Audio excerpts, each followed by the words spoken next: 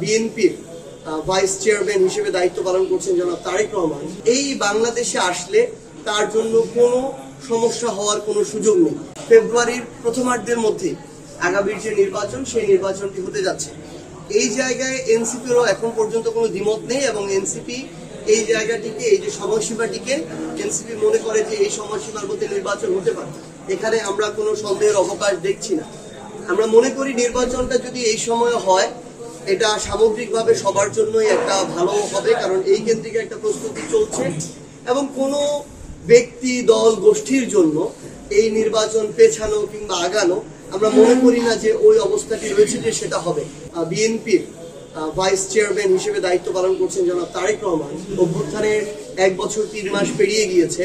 হয়তো তার জায়গা থেকে আমরা জানি না, হয়তো কোনো বাধা বা এরকম কিছু তিনি অনুভব করতেই পারেন, কিন্তু আমরা হয়তো রাজনৈতিক দলের জায়গা থেকে, বাংলাদেশের মানুষের পক্ষ থেকে এইটুকু বুঝতে পারি, মানুষের পালস, যে অন্তত এই বাংলাদেশে আসলে তার জন্য কোনো সমস্যা হওয়ার কোনো সুযোগ নেই।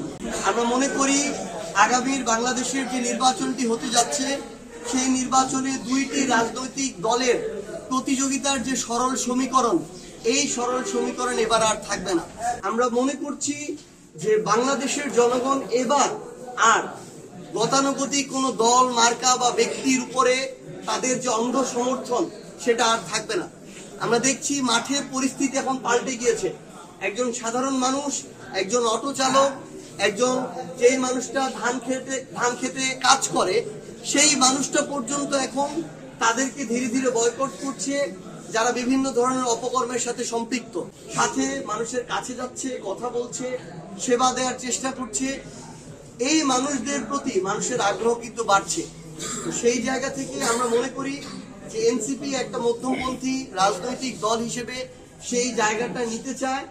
পাশাপাশি আমরা এটাও মনে করি যে আগামীর বাংলাদেশে কেউ যদি কোনো একটা নির্দিষ্ট ধর্মভিত্তিক রাজনৈতিক দল, যে কেউ যদি তাদের জায়গা থেকে তাদের যে আদর্শ, সেটা সকল সাধারণ মানুষের উপরে চাপিয়ে দেওয়ার চেষ্টা করে, তখন কিন্তু মানুষ এটা থেকেও বিমুখ হবে।